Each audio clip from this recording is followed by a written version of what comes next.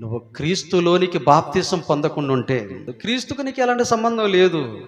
మీరు ఎంత మంచివారైనా క్రీస్తులోనికి మీరు బాప్తిసం పొందాలి. క్రీస్తులోనికి బాప్తిసం పొందకుండా ఎన్ని మంచి పనులు చేసినా మురికి గుడ్డతో సమానం.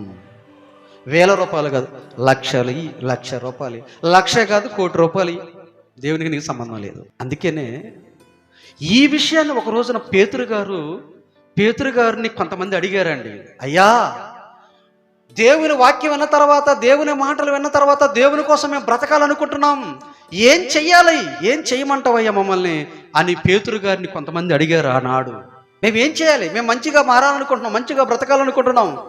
వాక్య వినబడుతున్నప్పుడు, దేవుని గద్దింపుతో కూడిన మాటలు వినబడుతున్నప్పుడు వారిలో మార్పు వచ్చేసిందండి. మనం ఎన్ని ప్రసంగాలన్నా మనలో మార్పు రాదు. ఆ రోజు అన్నిలండి పేతురు గారు దేవుని వాక్యాన్ని చెబుతుంటే, నిజమేనయ్యా దేవుని గురించి ఇన్ని మంచి సంగతులు బోధించావు కదా, మేము కూడా ఆ దేవునిలో ఉండిపోదాం అనుకుంటున్నాం, ఆ యేసుక్రీస్తు వారిని అంగీకరిద్దాం అనుకుంటున్నాం, ఆయన కొరకు బ్రతుకుదాం అనుకుంటున్నాం, ఏం చెయ్యాలి మేము? వాక్యం విన్నప్పుడు వారు హృదయాలు పొడవబడ్డాయి అంటండి. వాక్యంతో హృదయాలు పొడవబడి ఏం చెయ్యమంటారు, మమ్మల్ని ఏం చేయమంటే అది చేస్తాం అని అడగగానే అప్పుడు పేతురు గారు ఏం చెప్పాడు? పేతురు గారు కడమ అపోస్తులు ఏం చెప్పారండి? మీరు మారు మనసు పొంది పాప క్షమాపణ నిమిత్తం ప్రతివాడు యేసుక్రీస్తు నామమున బాప్తిసం పొందాలి. నువ్వు ఎన్ని మంచి పనులను చెయ్యి, నువ్వు బాప్తిసం పొందిన నాడు మారు మనసు పొంది పాప క్షమాపణ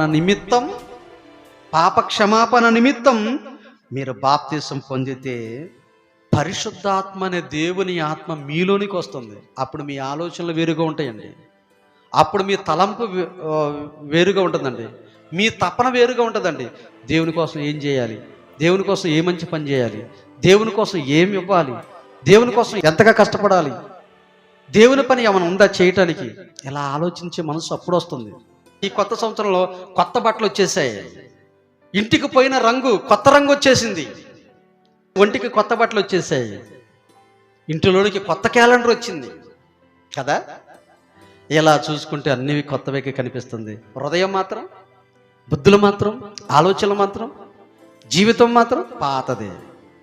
దేవుడు నువ్వు వేసుకునే బట్టలను చూడాలనుకోవట్లేదు, నీ ఇంటిలో శృంగారించుకున్న ఆ పరిస్థితిని చూడాలనుకోవట్లేదు.